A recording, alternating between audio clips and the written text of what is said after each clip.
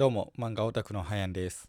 今日も毎週恒例の期間1巻最新おすすめ漫画5選を紹介していこうかなと思います。今日も少年漫画、少女漫画、青年漫画と幅広いジャンルから選んできたんで、ぜひ参考にしてください。ということで早速紹介していきます。まず1つ目が尻尾と逆鱗です。人間に正体を隠してひっそりと暮らしてきた竜の獣人岡山秋。そんな秋のもとに育ての親を亡くした狼の獣人の子供月子がやってきます。人嫌いで不器用な秋と素直でまっすぐな月子、正反対な2人が自分たちのためには作られていない世界で一緒に暮らしていく物語です。この作品はとにかく温かいです。もうめちゃくちゃ癒されます。大きな軸は人間に正体を隠して暮らしている獣人たちの日常を描いたお話なんですけど、獣人たちが感じる生きにくさを獣人たちだけの物語として描いていないのがめちゃくちゃ良かったですね。獣人が人間界で暮らす難しさだけじゃなくて、人間のキャラクターも周りに馴染めなかったり普通に生きることに苦しんでたりするんですよ。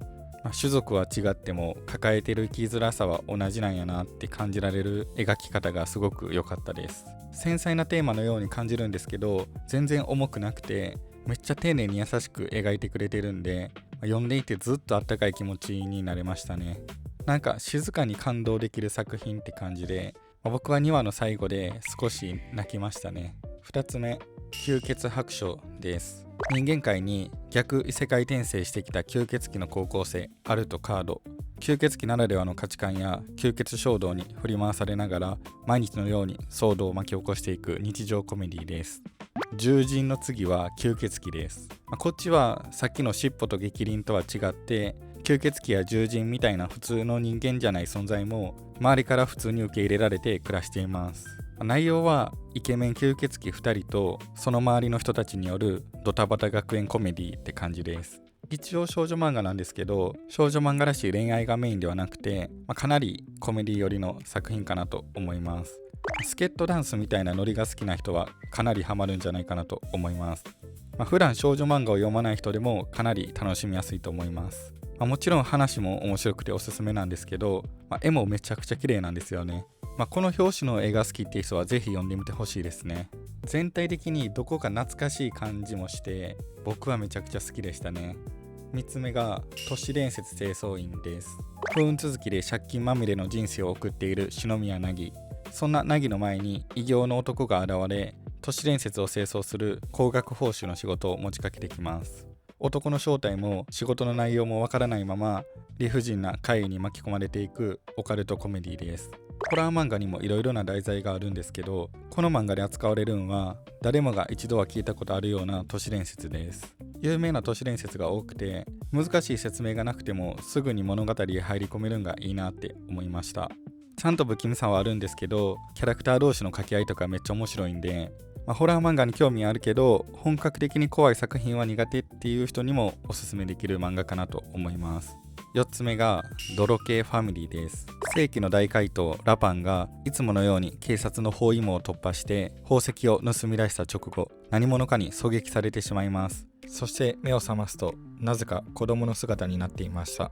子供になったラパンはいつも自分を追いかけていたガニマル警部に保護されます。正体がバレたら即逮捕という状況で大怪盗ラパンの危険な家族生活が始まります。これコロコロの漫画なんですけど、最近のコロコロかなり強いです。最初の方は子供向けの分かりやすいギャグ漫画なんかなって思ってたんですけど、読み進めていくとラパンの過去とか、なんで子供の姿になったんかっていう謎も出てきて、ストーリーもめちゃくちゃ面白いです。分かりやすいギャグで楽しませてくれる一方で、怪盗の能力とか派手なアクションもしっかり描かれています。子供が楽しめる分かりやすさがありながら大人が読んでもちゃんと面白かったです。めっちゃ簡単に言ったら怪盗版名探偵コナンって感じで、子供も大人も楽しめる王道の怪盗エンタメ漫画ですね。今後もっと話題になるんじゃないかなって思う作品なんで、ぜひ読んでみてください。